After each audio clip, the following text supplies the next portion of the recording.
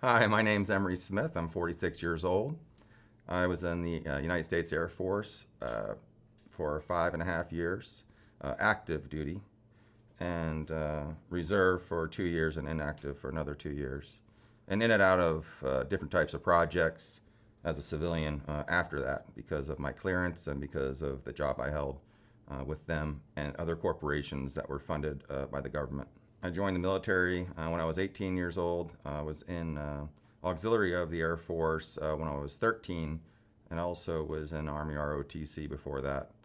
Um, I was in the military for about 5.5 years active duty. I did another 2.5 years of reserve, and then another 2 years of inactive. And that's kind of how I got started with the United States Air Force, and also these compartmentalized projects, moonlighting in the evenings while being active duty and working for these underground labs that were owned by major corporations that were renting and leasing places on the base to do this type of work. And a lot of these were, of course, underground facilities. It was mostly tissue specimen examination and dissecting and taking parts of specimens.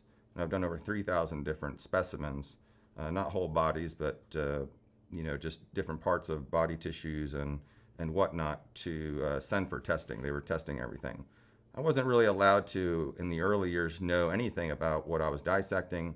All I know is I had to go in there, take this part of this tissue, or dissect this nerve, or take this blood sample from this this specimen, and then send it away for testing.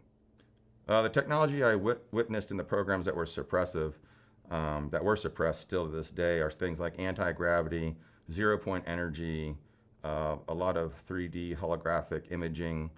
Of course, there's a lot of devices that were reverse engineered by these corporations from government retrieved downcraft and extraterrestrial DNA, along with hybrid DNA from these specimens that they use to make pharmaceuticals and to make cures with, and things like that. So there's always a positive and negative. They might make a gun with one thing, but the same device is used to kill cancer, on a different wavelength, but the same technology. So these things are all suppressed. So we don't have to live like we do now. We could actually have a lot of abundance as far as medical technologies, the cures for diseases, the abundance of water and food for everyone, and housing if these technologies were released, and of course energy, free energy for everyone, and for all of our devices, so we wouldn't have to rely on gas, coal, and oil. I witnessed many different craft in these projects. I was actually working with the bodies and the craft because they're connected. A lot of the craft are organic material consciousness-assisted technology, which means only the driver or that race can actually operate the vehicle due to their frequency of the genetic DNA and the frequency that they're emitting. It's kind of like having a pet or a car that only responds to the owner. And these types of vehicles are so amazing. They're usually made in space through harmonics and frequency. So they can actually give life to a craft and infuse it with artificial intelligence or consciousness, or both, and match it to the driver or the occupants of this vehicle. Some of these craft were many different types of shapes. Of course, there's always the classic spheres, egg shapes, and the disc shapes. But there's also other craft that are interdimensional that can change shape. So they might come in the form of light, and they can manifest and change their atomic structure to become solid. So these types of crafts are a little bit more advanced, than the crafts that we hear about in pop culture, you see on TV and whatnot. These crafts can actually go interdimensional. They can change shape with all the occupants not even knowing it's happening, and then reform again in different worlds and different dimensions and different parts of the universe immediately.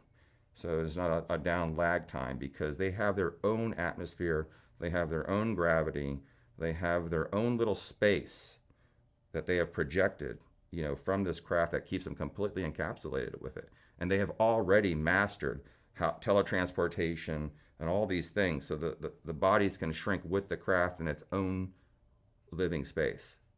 And that's why they can go a million miles an hour and make a right-hand turn, because they don't feel it, because they're in their own, kind of like their own dimensional holographic world, where they have to fall under those scientific algorithms, such as like in the 3D here.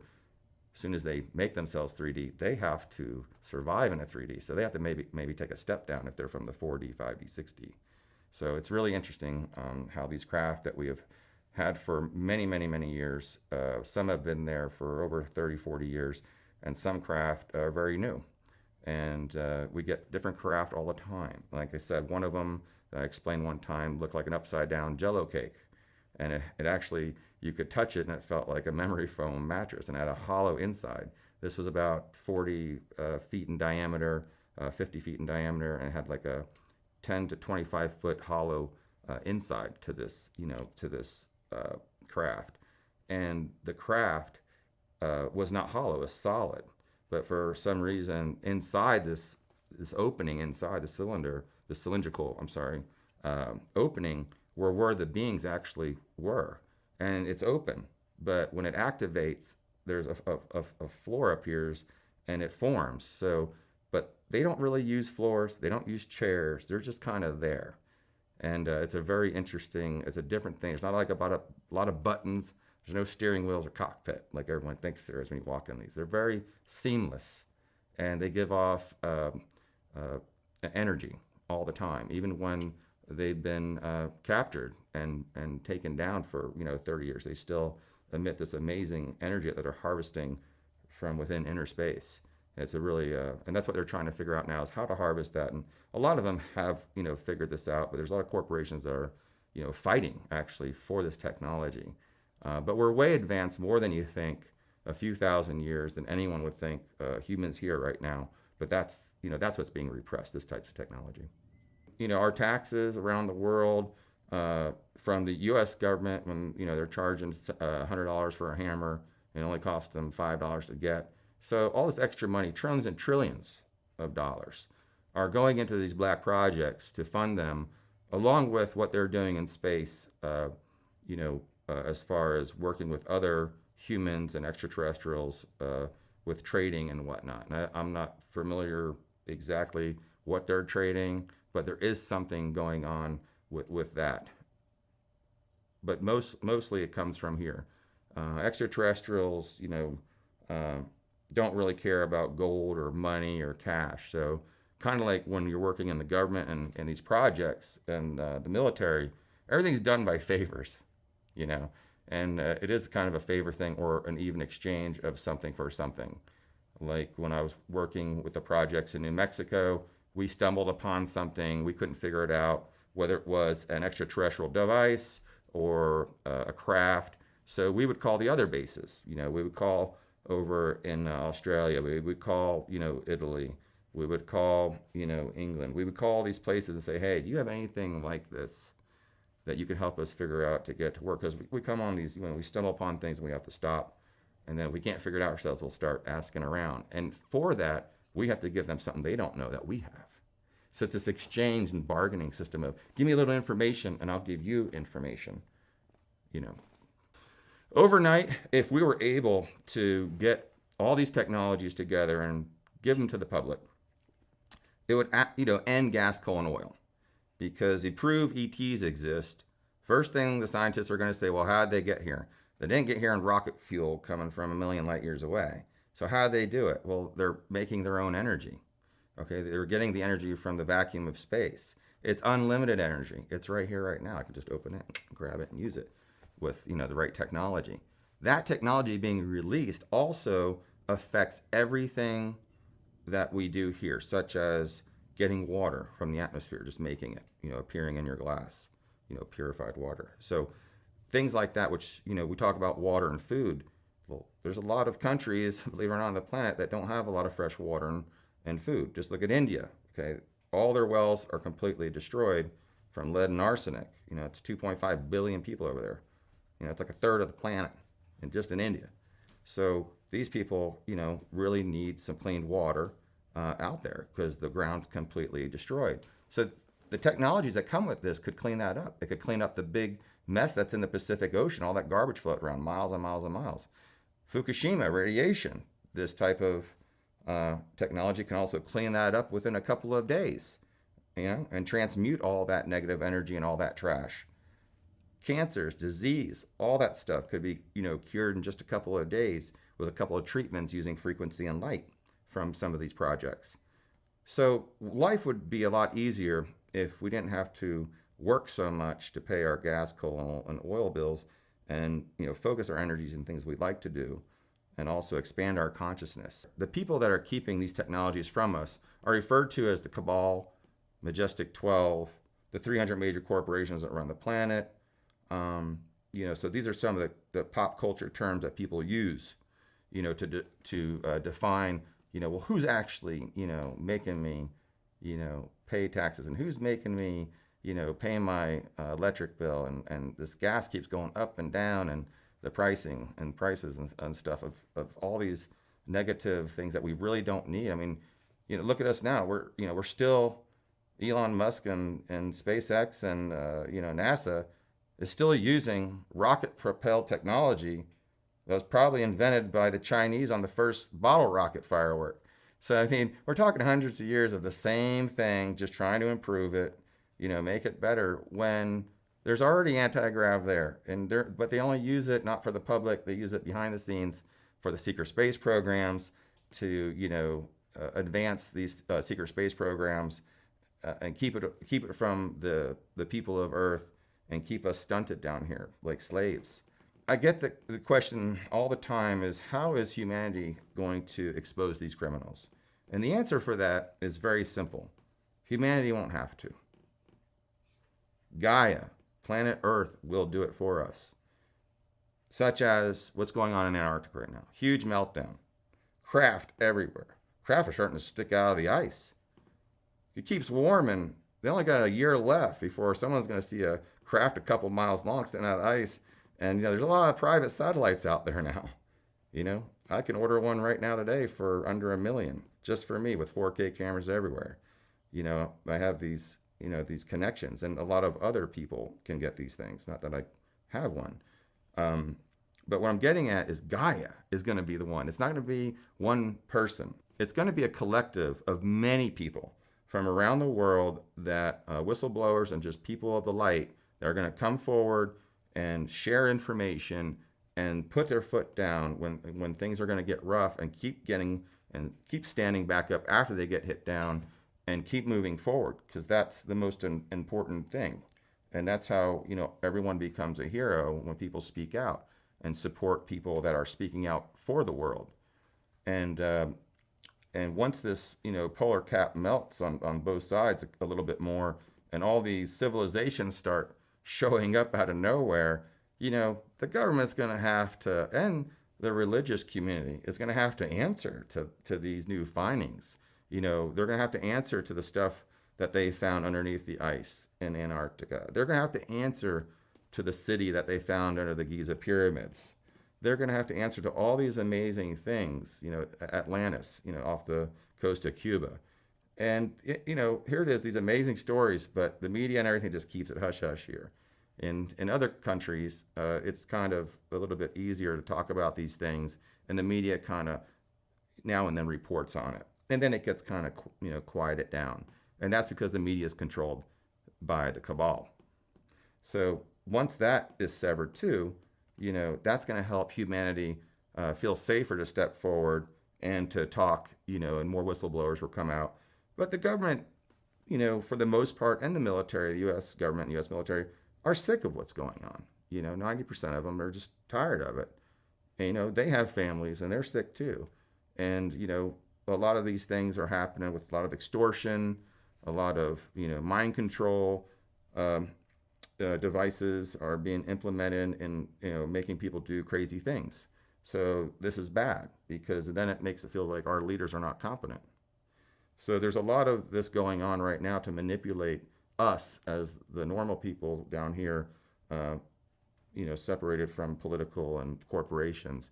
And we're just like, what is going on? We have the cures, we have the energy systems, we have all this, but it's not being implemented. It's being hidden, suppressed. The issue that we have right now is that people all around the world are still being judgmental.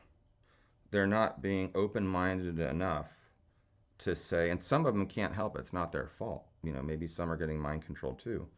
But we can't be sitting here, on YouTube, filming, 13-year-olds chopping military soldiers' heads off and celebrating that, because that's a really kind of a low vibe consciousness. So until we learn to grow up, be more mature, make the right decisions, everyone, including myself, that we have to, at that time, then look at it from a conscious perspective as a civilized, opinion or perspective, and say, okay, we're not being like we were, 10, 20, 30 years ago. We're not fighting anymore. We're not chopping each other's heads off. We're not fighting for gas, coal, and oil,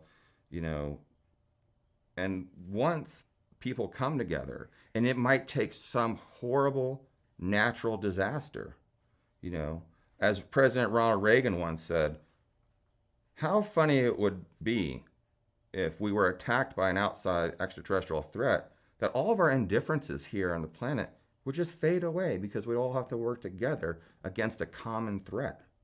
I mean, the president said that. So here we are thinking, well, there might be a natural disaster that wipes out half of the, human beings on the planet, or there might be, Gaia might reach out and have a major earthquake and strike back because we're not treating her very well. We have factions and the cabal that has scalar infotmetry that can create huge hurricanes, earthquakes, tidal waves, and whatnot. So you have all these factors here against us. But long as every one person makes a change, for the better, and we start respecting each other, and we don't judge each other based on, our race or gender and religion, that things are going to get a lot better. But until we learn to get along here, the farthest we're going to get with this is just a ride in SpaceX's little first-class shuttle around the planet. So I wouldn't be thinking there's any moon trips anytime soon to go to the Hilton there on the moon yet. I've had many memorable extraterrestrial experiences, too many to count, and there are a few that did stick out, that stuck out in my memories that stay with me for a long time. And one of them was a visitation from some tall whites in a craft. And it was one of the first times I was actually physically next to these beings and was able to communicate telepathically and get downloaded a lot of information that was needed for me to disembark on this journey, which helped me tremendously. As far as the projects, it was always fascinating every year as you get higher security clearances to also see technologies and extraterrestrials working with humans that were actually was against their will at one time, and then seeing them, becoming a family and being happy that they're helping us because they feel really sad for us. So I think some of the things of working hand in hand with extraterrestrials in these underground laboratories and whatnot, and being part of these projects and seeing that, wow, they're kind of just like us. They're just a little bit more civilized and mature. And it was a really big gift for me because I picked up on a lot with their energy and a lot of their teachings and educational scientific stuff, which I was just fascinated with.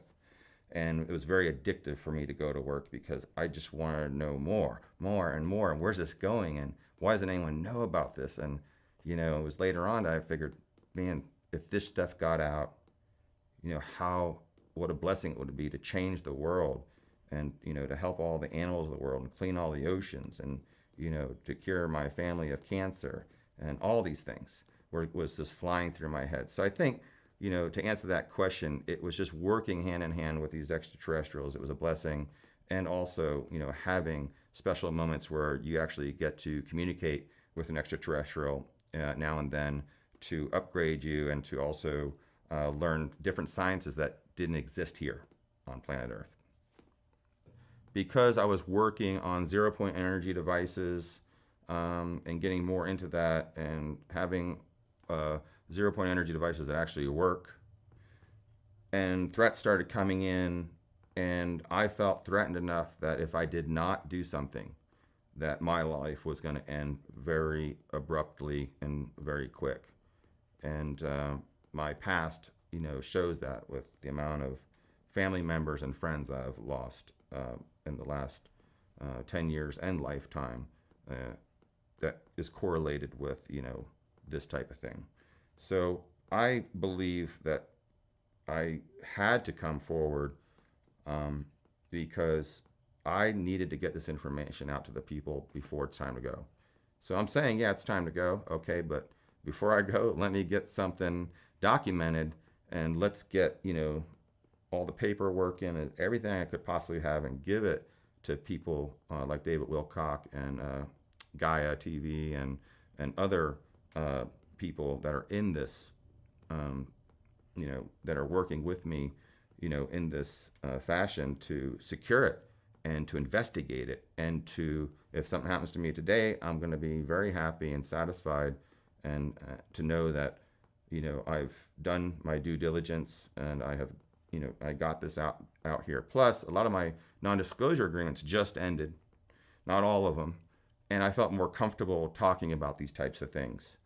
And that was probably one of the main reasons that I've been just hanging out in the background, listening to the pop culture leaders here, and also the significantly renowned leaders in this field of consciousness, speak and talk and I can kind of get an idea of what level everyone's at.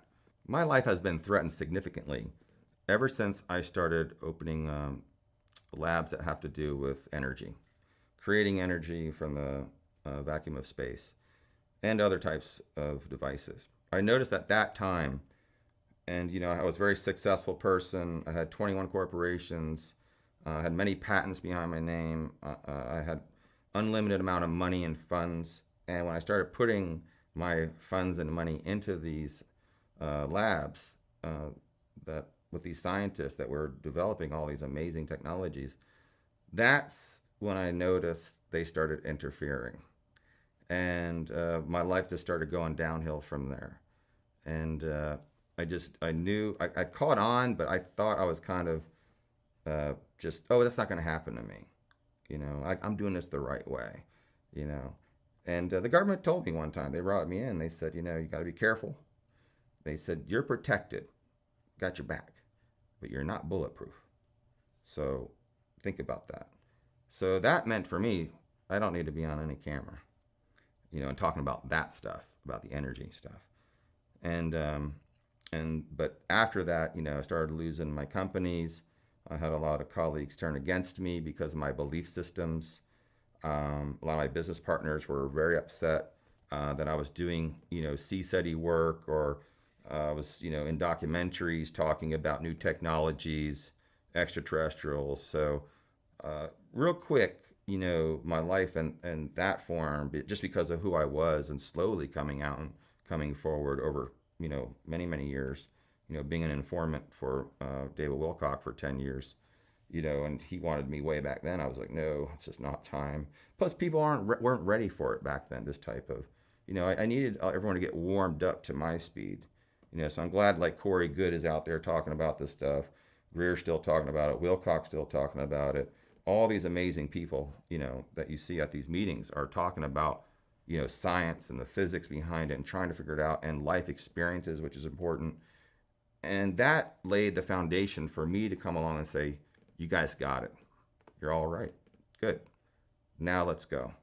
Let's take it to the next level, and let me give you all my information. And hopefully that will, put in those pieces to that puzzle that we've all been waiting for, because it's been hidden for way too long.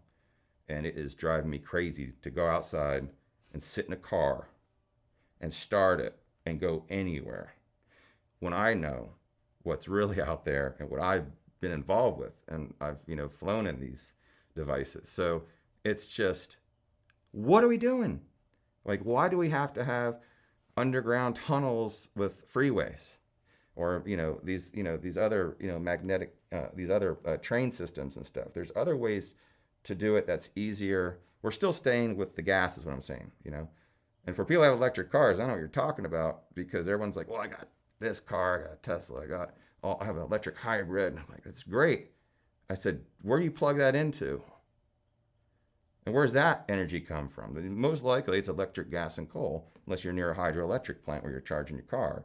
It'd be great if everyone had a waterfall in their backyard. Then we wouldn't need electric, right? Because that waterfall would just basically turn that little turbine over and over and over and over, and we have electricity forever. But not all of us have a waterfall in our backyard. So what I'm getting at is, I just don't understand the whole battery concept, because you still need gas, coal, or oil to charge that battery. However, if you have something like a Bedini system, which one battery charges 50 batteries, well then, hey, that's different, because you could charge, with one Tesla car, you could charge 50 of them. So these are things which make more sense to me, these energetic devices, because any way that you can decrease the use of gas, coal, and oil, which is poisoning the planet, it's poisoning the atmosphere, it's poisoning us and the animals of the planet and the oceans, then it'll clear up. It's going to clear up real quick, this atmosphere, once we stop that. And then there was Cirrus, the documentary, which pretty much everyone in that documentary, as far as the core team members, were heavily attacked, severely attacked at some point. Even our director, Armadeep Kalika's father, was killed. And I know it's all speculation of why and who, but we had a very deep conversation with him before he took this contract job, and said, this is a very sensitive thing, so many changes will happen to you, and some might not be good. And sure enough, they blamed it on some white supremacist faction, but I can assure you it wasn't.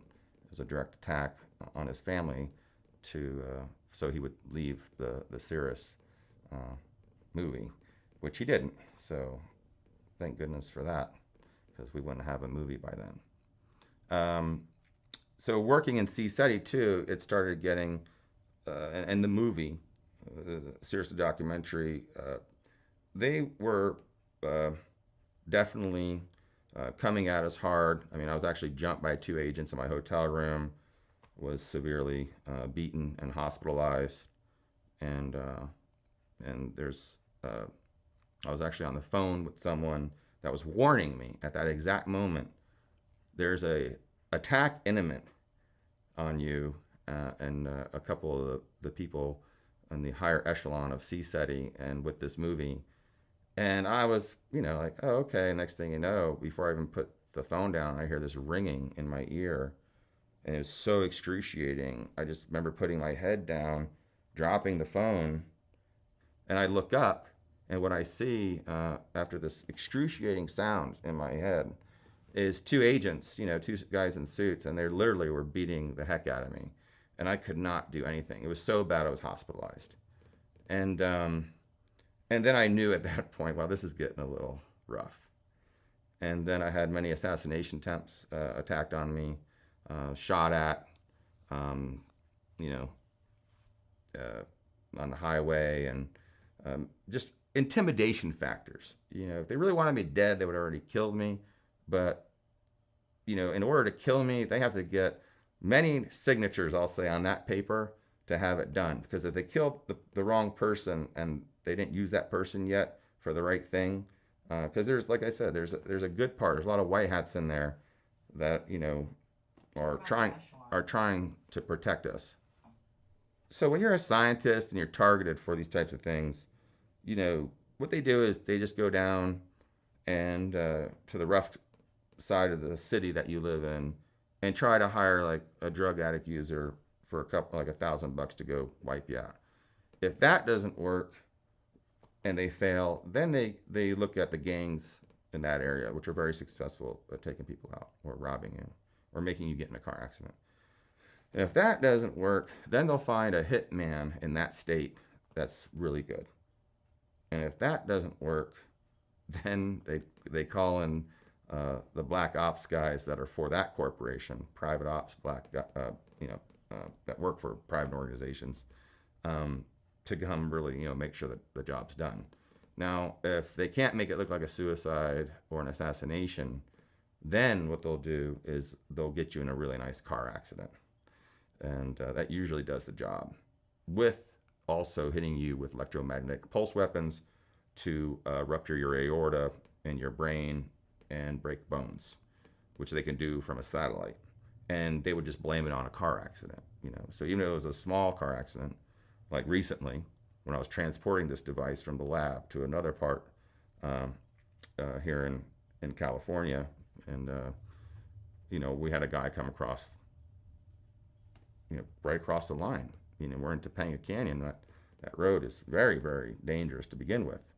And here is a person coming at me, crossing the line, and I'm looking at him. I'm like, oh, he just came around the turn too fast. He's going to just correct that, autocorrect that. And I'm like, no, he's not. I had enough time in my head to like 3 seconds. And I have a big wall here, rock wall. I can't go anywhere, maybe 3 feet. And then I saw him get directly in my lane and actually accelerate. And then I knew that this was going to hurt. So I just turned a little bit and hit my front corner panel. It was very, very traumatic. It was a tragedy. And maybe he didn't know why he did it. He seemed like he didn't know why he did it. And, they can take over someone and just for a little bit to have them texting on the phone, not paying attention, or maybe have them apply, to the gas pedal a little bit. It's these little things that people think, oh, well, they would just come and take you out. No, they got to make it look natural. The assassination and killing has to be natural or look natural, because they don't want, anyone to say that this was a hit or anything like that. So car accidents are a great way, for that to happen. Luckily, I was being protected and had a great car that was very strong at the time. And it protected me and saved me. So I'm very blessed for that. Had a concussion and some lacerations, and just was very sore for a couple of months, but couldn't really do much. But I bounced back, and everything was fine. Another way that they do is they'll try to make you sick, unhealthy. So you really have to be always healthy. You can't be messing around putting really bad chemicals in your body, because that gives them an opportunity to take advantage of you. You lower your field by putting bad things in your body, then they can just walk in and make you go do something really stupid, lay on some train tracks, and you'll just get run over. So you have to be, really aware. And I got to the point where it was just too much. I had 3 different people following me, surveillancing me, 3 different organizations, and it was just getting old, all because of, they didn't want me to come out about Big Pharma. They didn't want me to come out about extraterrestrials. They didn't want me to come out about technology, because a lot of people out there that are coming forward, there's not too much background to them. Me, I'm well established, have all my government papers, all my military papers. Everyone knows I'm credentialed to the max, overqualified. For a lot of these facilities, which I recently, a few years ago, was going back and forth, reapplying to see, what was going on with that. So, I think me coming forward is going to bring a lot of really wonderfully educated, very well respected doctors and military personnel out. And that's another reason I came forward, is to initiate that and to show people, hey, it's not as bad as it seems, but it's all the way you look at it and how far you want to go with it. And a lot of the people that I know are already in their 70s and 80s, the people I worked with and worked under, and they're coming forward. So, this is a new thing. I mean, it's not on film yet. So we have multiple whistleblowers now that I've worked with that do want to come forward now since I came forward. And they, are making special arrangements right now for their life and for their family, because that's how serious it is. They're actually preparing certain ways they're going to live and, how they're going to protect themselves just in case someone doesn't approve of them coming out. But the thing is, they're having the integrity and the love to come forward like I have and just give it to the people. And I thought the people weren't really going to be ready, for this. But since they've been prepped, all the way up into this with all these fascinating speakers, like Wilcock and Good, that they're ready. And I can't believe, when I look at my Facebook, all the responses and all the questions are so intelligent. It's fantastic to know that people are really doing their due diligence and listening to what I say and researching it and finding out, wow, there's definitely something to this, and it's going to get better because I have a plethora of information. As long as I'm breathing, I can, keep sharing with everyone. And that's what I'm going to do.